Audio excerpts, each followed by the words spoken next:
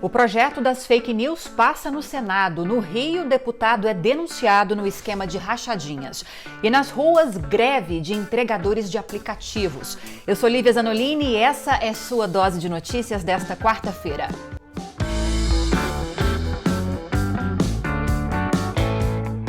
Já curtiu esse vídeo? Se não, aproveite agora para curtir e também se inscrever aqui no meu canal. E vamos ao resumo de notícias. O presidente Jair Bolsonaro finalmente oficializou a extensão do auxílio emergencial em mais 2 parcelas de R$ 600 em julho e agosto.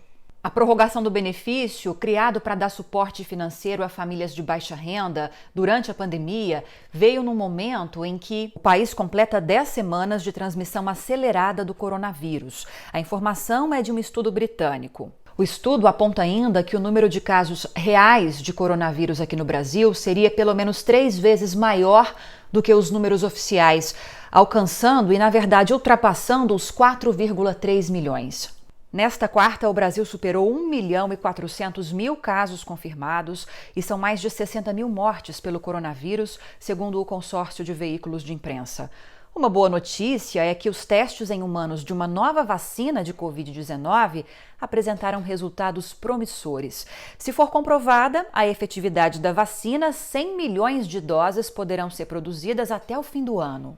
Falando ainda de pandemia, em tempos de distanciamento social, entre os serviços mais importantes prestados à população está o de entrega por aplicativo. Pois é, e nesta quarta-feira os entregadores iniciaram uma greve nacional por melhores condições de trabalho, medidas de proteção contra o coronavírus, mais transparência na dinâmica dos serviços e também melhorias na remuneração. Nós que temos dependido tanto desse tipo de serviço ultimamente, é bom acompanharmos a situação, né? Na educação, enquanto o governo ainda analisa os nomes possíveis para substituir o Carlos Decotelli no Ministério da Educação como ministro, o resultado daquela enquete feita junto a 1,1 milhão de estudantes participantes do Enem já saiu.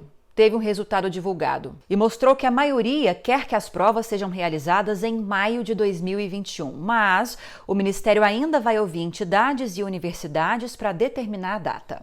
No Rio, o Ministério Público do Estado denunciou o primeiro deputado no inquérito das rachadinhas. Márcio Pacheco, do PSC, ex-líder do governo Witzel na Assembleia Legislativa do Rio, vai responder pelo crime de peculato, que é a apropriação de recursos públicos. Lembrando que Flávio Bolsonaro também é investigado por suspeita de ter se apropriado de parte dos salários de seus funcionários, quando deputado estadual. E o ex-assessor dele, Fabrício Queiroz, que está preso, seria quem coordenava as movimentações financeiras no esquema. Falando em Queiroz, o advogado dele, o Paulo Emílio Catapreta, disse que aquela história de que o ex-assessor estaria disposto a fechar um acordo de delação premiada com os investigadores não é verdadeira. A coluna da jornalista Mônica Bergamo, da Folha de São Paulo, o advogado disse que questionou Queiroz sobre o assunto, que, por sua vez, teria respondido não querer e não ter o que delatar. Catapreta é contra acordos de colaboração e diz ter deixado claro que, se for a intenção do cliente fazer esse acordo, ele deixaria o caso e indicaria outro advogado. Agora, voltando para Brasília, eu vou falar de uma discussão que tem dominado muitas pautas, tanto no Congresso quanto no governo. O projeto das fake news, que cria mecanismos de repressão à disseminação de notícias falsas em redes sociais e também aplicativos de mensagens. O projeto foi aprovado no Senado na noite desta terça-feira por 44 votos a 32, apesar das orientações contrárias do governo à matéria. Se, por um lado, os defensores da proposta acreditam que a legislação é uma forma de controlar a disseminação de notícias falsas, por outro, os críticos acreditam que essas medidas sejam uma ameaça à liberdade de expressão. Veja agora alguns dos pontos que passaram no Senado. Conteúdos disparados mais de 5 vezes via WhatsApp precisarão ficar registrados para futura identificação de possíveis ilícitos. Este, inclusive, é o ponto que mais incomoda a plataforma por permitir a rastreabilidade das mensagens. Será necessária a criação de uma instituição de autorregulação dessas plataformas, a fim de identificar e rotular fake news como forma de advertir os usuários sobre conteúdos falsos. O projeto impõe restrições aos disparos em massa e garante direito de resposta e remoção imediata de conteúdos em situações graves. As plataformas de redes sociais que não cumprirem as normas determinadas pela legislação estarão sujeitas a multa e até suspensão das atividades. E agora eu vou destacar para você alguns dos trechos que foram retirados da proposta por conta da falta de consenso.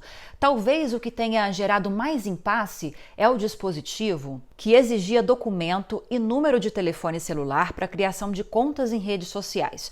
A identificação dos usuários será de responsabilidade das plataformas diante de situações suspeitas. Também foram retirados os mecanismos de combate à desinformação, como, por exemplo, notícias falsas e enganosas. O texto deixou de focar a desinformação para tratar das ferramentas de disseminação da desinformação. Plataformas como Facebook, Google, Twitter, WhatsApp se manifestaram contra essa legislação. A proposta agora segue para votação na Câmara dos Deputados. Se for aprovada e também sancionada pelo presidente Jair Bolsonaro, será instituída a Lei de Liberdade, Responsabilidade e Transparência na Internet. Mas, na manhã desta quarta-feira, o Bolsonaro já sinalizou a possibilidade de veto. E o resumo de notícias de hoje acabou, espero que você tenha gostado. Se sim, curta esse vídeo, compartilhe com quem você puder e não se esqueça de se inscrever aqui no meu canal. E até o próximo vídeo com mais notícias para você. Até lá!